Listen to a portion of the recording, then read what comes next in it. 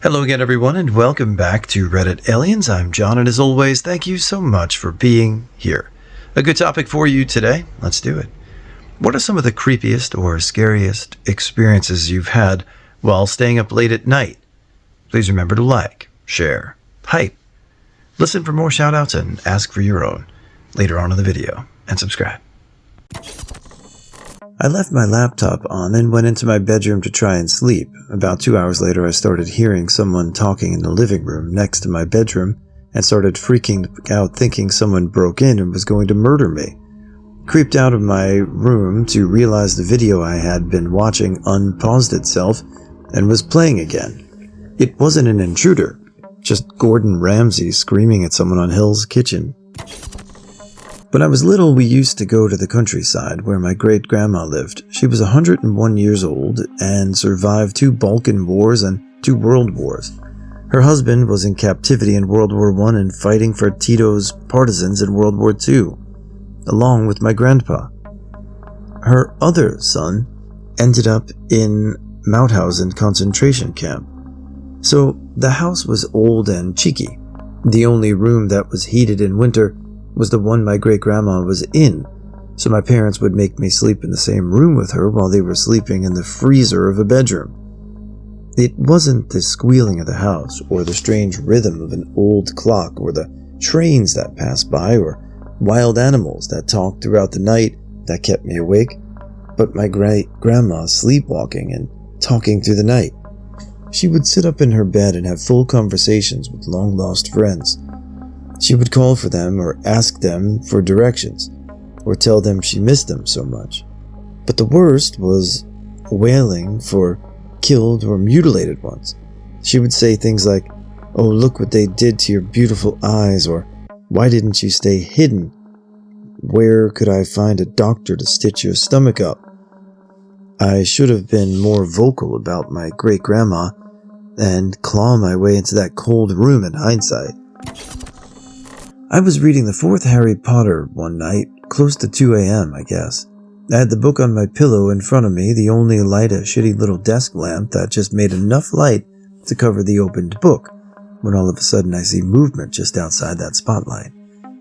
I then totally froze and watched a spider, easily as big as my whole hand, really fucking hairy, slowly crawl down across both sides of the book, about 20 centimeters away from my face. It crawled back out of the light spot, down the side of my bed and into one of my shoes. I took a minute to get my breath back, and then I took the shoe, blocked it with some old socks, ran out of the house, and just yeeted it into the woods next to our street as far as I could. But man, that minute of watching the spider crawl across to chapter 7 and realizing it probably already crawled over me and just sat outside my vision for God knows how long, edit, because I just thought about it. That was my first run-in with those spiders, but certainly not my last.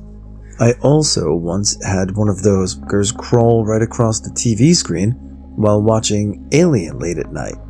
I swear they secretly conspired to give me a heart attack before turning 20 or so.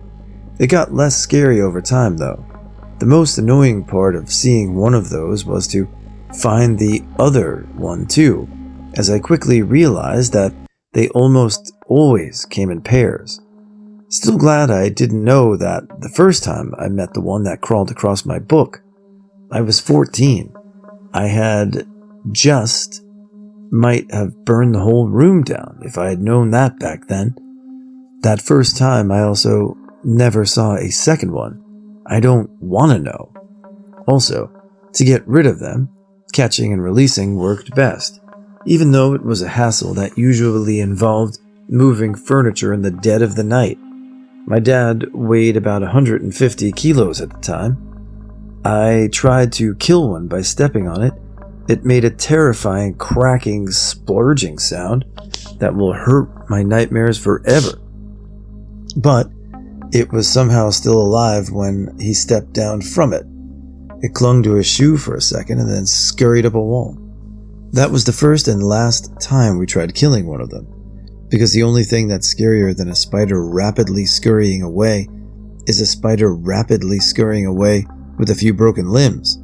And now, excuse me, I need to find some strong drugs to resuppress those images again. One of the first nights I was homeless, I walked a distance along the bike trail that circles the lake in Madison, Wisconsin to sleep. I woke up for no immediately obvious reason at what must have been a very late hour.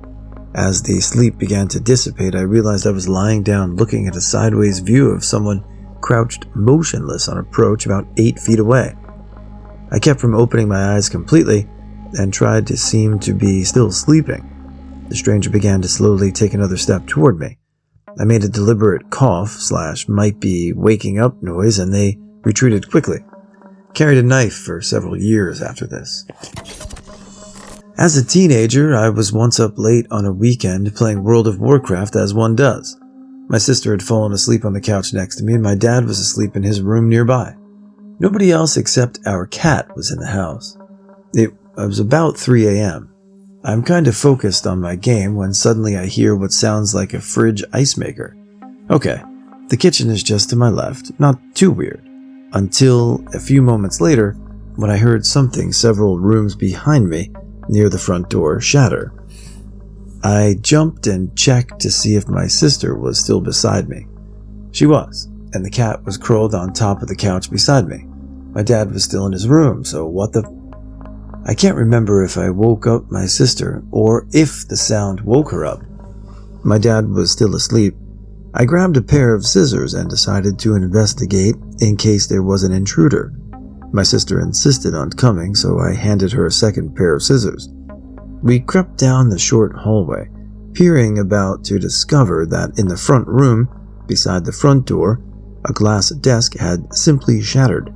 An old iMac had been resting on top of the desk that fell through and broke against the metal framing. There was no sign of entry and nothing else was damaged. No earthquakes. Nothing had happened to cause it. I was confused, but realized I had to wake up my dad and explained what happened. He was upset, but believed I was telling the truth and didn't break it myself. The next day after school, we had to spend a long time picking up glass shards. Still have no idea what broke the desk. I was up into the wee hours trying to get past a level of Dishonored without being seen by any bad guys. Suddenly, there is a flash of light across my screen and then a lot of noise at the front door. It's 3 a.m. I go stock still for about 2 minutes trying to remember where the bat is and if I lock the door. I creep slowly to the bat and then to the door. Check the peephole, but I see nothing. Look out for a few minutes. Then I get the courage to open up the door and turn on the light, bat still in hand. There's a dark spot on the porch. And that was the night I learned that the milk is delivered at 3 a.m. with a bunch of ice to keep it fresh, and by a dude wearing a headlamp. The last part I learned when I remembered that we have a blink camera covering the front door. I was up at like 1 a.m. and I was on my phone. All of a sudden I hear this sudden boom from outside. It wasn't like explosive loud, but loud enough to be heard by those with good hearing. Afterwards I could hear this very quiet rumble, like something was coming. In my mind I was going, that's an earthquake. Sure enough, 2 seconds later the rumble got louder and everything started to shake. Instinct came in and I ran downstairs. On my phone everyone was writing, "Did you guys feel that earthquake?" We had another earthquake happen a few weeks later, but I had just fallen asleep, but I had woken up right when it was happening. My instinct kicked in and I just darted outside my bedroom and ran down like 8 flights of stairs. My house is built like a tower, and I lived at the top of it. In my mind, my instinct told me, get to more stable ground, run downstairs. This isn't extreme or anything, and 99% of the story is context, but it's completely true and was creepy to me, so I figured I'd share. Junior year of college, I lived in the oldest residential dorm on campus. Naturally, the building had some ghost stories tied to it, but nothing crazy. The basement was creepy though, unfinished. Ugly cement walls and floors, cobwebs hanging off the old lighting, etc. The laundry facilities were down there, and people would always try to get laundry done before it got too late at night because it was creepy there alone. There was also a locked door in the basement, like many other students. I had the proclivity for exploring in college, and picked many locks to get into some fun places. I never had any luck with this one though, which was a bummer because I was very curious of it. It was kinda in the corner of the basement and couldn't have led to a very large room at all. It seemed so random, almost like a broom closet, but it wouldn't have made much sense to have a utility closet in the basement. I tried many unsuccessful times to get into that door.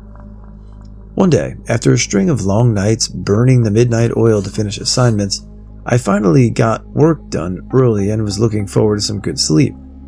Then a friend called with a personal problem, and I walked to meet them. Then another friend called. Then after 1 a.m. a third messaged me. I'm not a sociable person, so it was emotionally and mentally draining helping 3 friends in one night. I was happy to chat, and I value being available to people, but it was such a strange, unlucky coincidence that 3 people needed me in one night, particularly in the one night I was looking forward to early sleep. Oh well. So at around 2:30 a.m. I was walking back to my dorm, mentally drained and frankly annoyed that I was getting back so late. As I was fumbling with my keys to fob into the building, I felt this weird tingle in the back of my neck. Suddenly I felt an overwhelming desire to go down to the basement. The staircase leading to the basement is immediately inside the building. At first I thought I was subconsciously remembering that I left my laundry in the wash or something, but then I swear I felt a voice say, "Come down to the basement." I got into the building and just stood there staring at the steps to the basement. It made no sense to go down there. Even worse, if someone was up late doing laundry, I'd seriously creep them out if I just moseyed down there for no reason. But that prickling feeling on my neck remained, and I swear again felt a voice in my head urging me to go down to the basement, just for a moment. To be clear, this wasn't a scary moment. If anything, I was feeling excited. The best thing I can compare it to is when Harry Potter took Felicus and said that he just felt like Hagrid's is the place to be. I knew I should go down the steps, or at least it felt like something was telling me I needed to go to the basement, and so I did. It turned on the lights and saw no one at the washing machine, nothing. I just stood in the middle of the basement floor, waiting a second or two for I don't know what. I felt like an idiot, but whatever. I was sleepy, and it was time for bed. I turned around to go back up the stairs when I saw the locked door was wide open. I almost ran forward into it, but as I got closer I realized my assumption was right. It was a tiny room barely bigger than a closet, but it was empty, well, almost empty. It oddly had a single desk, like the small single desks for elementary school kids. So odd, so out of place. From the ceiling, a single old light bulb was hanging over the top of the desk. The only other thing in the room beside the desk was an old beat-up computer chair, the kind that spins. And the damn chair was spinning, slowly, but steadily enough that it wasn't from a draft. No one else in the basement, no one else in this weird tiny room, and it was spinning. I sprinted away up the stairs, sprinted up the 3 flights to my dorm, slammed my door shut, and jumped into bed. I never tried picking that door open again, even in the safety of daytime, but I never again saw it opened, and I asked myself, within luck, to see if anyone else ever saw in there. Okay guys, hello again. It's shout out time, of course. I hope you enjoy these stories. We like them. But we have a few today, so let's get to it, shall we? Alright, first, Jaden May. We're really glad that your surgery went well for the sleep apnea, and we are still glad that you're listening and falling asleep to us every night.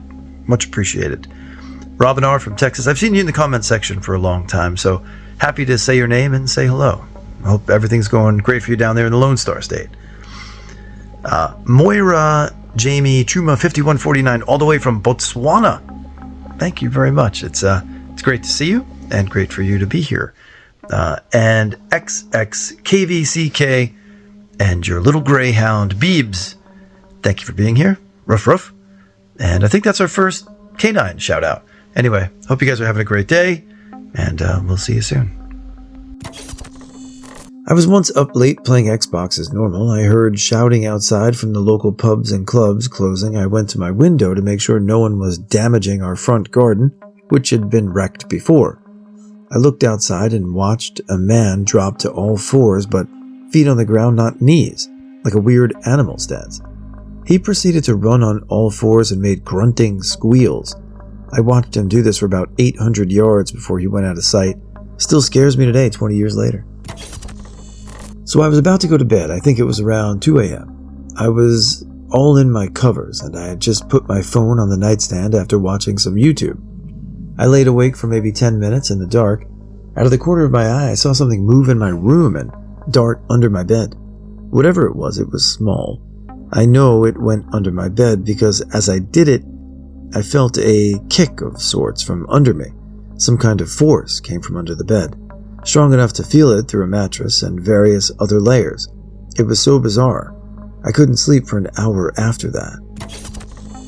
A family friend of ours went missing after a house party, and his body was discovered a week later in the woods behind our neighborhood. The night of his funeral, I couldn't sleep, so I decided to sit out on the deck at 3 a.m., and I shit you not, about 15 minutes of sitting out there, a loud scream following laughter came from the woods behind my house where his body was found. And it went on for about 10 minutes. It was his friggin' laugh and scream. My neighbors woke up to it, and some even called the police. They went back there with flashlights, but didn't see anything suspicious. To this day, no one has heard that laugh or scream again. It was around midnight, and I was downstairs in the dark living room laying on the recliner. I was probably watching some show on Hulu at the time. Anyway, I was downstairs because I was home alone and waiting for my mom and sister to come home. After a while, I heard the garage door open. The garage is right in front of the living room, so it was pretty loud. I turned my show off and got ready to go upstairs, knowing my time alone would soon be end. After a few minutes, I got suspicious. No one was coming inside. I got up and looked into the garage to find nothing. No car, no mom, no sister. I had heard the garage open, I was sure of it, but it was closed. I was pretty sleep deprived at the time, but I don't have regular auditory hallucinations or anything. I can't really explain what happened aside from it being a hallucination. I'm a little spooked just writing it out. Mine was disturbing at first, but in hindsight hilarious. My most productive hours are between midnight and 5 a.m., so when I have an intense project at work, etc., I tend to pull overnight sessions working from home. About 4 years ago, it was a Friday night, Saturday morning, 4 a.m. My home office has 2 glass-to-floor ceiling French doors leading out to my backyard. Outside that door, there are motion security lights. I heard a faint rumbling noise outside, but didn't really think anything about it, and then suddenly, something loudly slams on the French doors behind the curtains. At that point, I'm already freaking the fuck out, but I open the curtains, and there, illuminated before me, is a man with his face squished up against the window, on one knee with a bunch of flowers in one hand, and the other down in the front of his trousers, wanking off, screaming, "Will you marry me?" in a foreign, very slurred accent. Suddenly, after about 40 seconds, 2 police officers show up and drag him away. He'd supposedly done it to several other properties along the street who had phoned the police. Basically, he was absolutely off his tits, drunk and on coke, and had got lost on his way home. Took a detour through a load of people's back gardens, stealing flowers and knocking on doors and windows. Me and my girlfriend / now wife were sleeping, and I sleep like a log, except sometimes I'll wake up before some loud noise, like less than a second before, but enough to notice. And this time I woke up to a loud branch cracking noise coming from the tree outside our window, directly to the right of the bed. And I open my eyes and I see this massive fucking owl, like twice the size of me as a guess, but definitely taller than me, staring straight at me. Wings slightly raised like it was going to fly straight through the window and into the house. For reference, our bedroom is on the 2nd floor. I quietly push my wife to wake her up, and she stares at it for a while too, before it screeches loudly and flew off. Turned out my wife had seen it twice before and thought it was just a lucid dream sort of thing, but she said she'd never heard it screech before, and that it sounded like somebody she knew screaming, but she couldn't remember who. She was really shaken, and believe me when I say that nothing phases her. Even in the 17 years I've known, dated, and married her, she barely even laughs, mostly just smiles when she likes a joke, and as far as my memory goes, She has only laughed twice the whole time I've known her. So this shattering her confidence made me feel lost. She had always been there to be my rock. So I decided to man the fuck up and just pull up the comforter and cuddle with her until she fell asleep. When I was about 19 or 20, I was home alone for the night, went for a shower quite late at night, and started washing my hair. I distinctly heard footsteps walking along the hallway and stop at the bathroom door. Like no mistake, it sounded like my dad or someone was about to walk in. When the footsteps stopped, I quickly rinsed the shampoo off my face and stuck my head past the shower curtain and heard a woman start singing. It was really soft and just a la la la doo doo doo kind of sound, but definitely musical sounding. It was kind of soft and calm, like a mother trying to relax a baby or something. Okay, so all my stories are about camping. Anyway, my dad and I were backpacking in Washington at North Cascades National Park and wanted to hike up to a remote fire lookout. Jack Kerouac lived there in the fire lookout and wrote Desolation Angels, and my dad and I both read the book. To get there, you hiked down a few miles to a lake, then got picked up by someone in a boat and got taken to a floating cabin resort where you could rent a small boat or canoe. We rented the motorboat and went all the way up the lake like 20 miles to the trailhead. Near the trailhead was a small island that we decided to camp on, and as we were approaching, we saw a man standing on the shore watching us. He had long hair and a beard and was wearing an orange t-shirt and shorts. We boat around to the far side of the park, the boat, and ours is the only other boat there. I'm starting to feel uneasy. We go to set up the tent and walk around the island. It's small, and we can easily search the whole thing in about 5 minutes total. There was no boat and no man. Also, it was pretty far out in the middle of the lake, and there was no one in the water, so it's not like he could have just left without us seeing. Also, this area is so remote that the only way in or out of the way we had come from. So we pitch our tent and then get back in the boat to go to the hike. We stay up at the fire lookout late, picking huckleberries, and by the time we get to the bottom where our boat is, it's dark, and we still had to boat back to the island. We had no light but headlamps and couldn't see anything until it was like 10 feet ahead of us. We hugged the shore a bit, then began looking for the island. A kind of shaking white light was bouncing around on the shore that looked like a headlamp, but as we got closer, it blinked and disappeared. Again, we looked all around the island but saw no one and no boat. All I could think of is maybe it was Jack. Where I live, it's common that there are towers that will blast prayers in specific times throughout the day, 4 a.m., 8 a.m., midday, 4 p.m., 6 p.m., and finally 8 p.m. These towers are also not of the best quality. It's static and muffled, but still you can make sense of what they are saying. The same tower is also a tower that announces death. So randomly at 4, 3, or even 5 a.m., you'll hear the speakers from the towers screech and hear a man's voice tapping on a mic and proceed to deliver grim news. Good morning, citizens of insert neighborhood name. We give condolences to person, time of death, date of death, age. He/she will be buried at dawn after the dawn prayers. O God, forgive our living and our dead, those who are present among us and those who are absent, our young and our old males and our females. O God, whoever you keep alive, keep him alive in Islam, and whoever you cause to die, cause him to die with faith. O God, do not deprive us of the reward and do not cause us to go astray after this. O God, forgive him and have mercy on him. Keep him safe and sound and forgive him. Honor his rest and ease his entrance. Wash him with water and snow and hail, and cleanse him of sin as a white garment is cleansed of dirt. O God, give him a home better than his home and family better than his family. O God, admit him to paradise, and protect him from the torment of the grave and the torment of hellfire. Make his grave spacious and fill it with light. Once again, repeats the whole thing, name, age, and all. Thank you for your attention.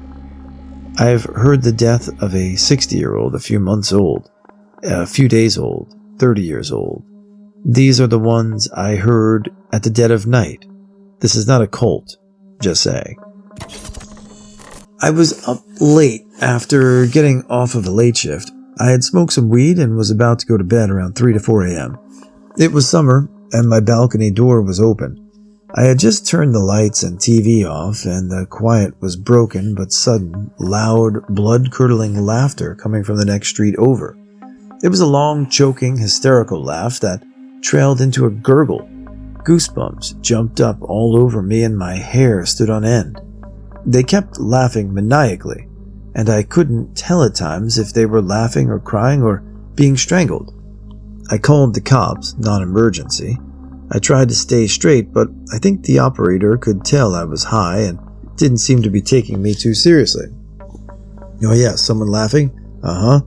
But then she stopped talking for a second and said, somewhat more seriously, that her switchboard was lighting up with calls from my neighborhood and that they would send a cruiser to investigate. I saw them driving up and down the block just minutes later.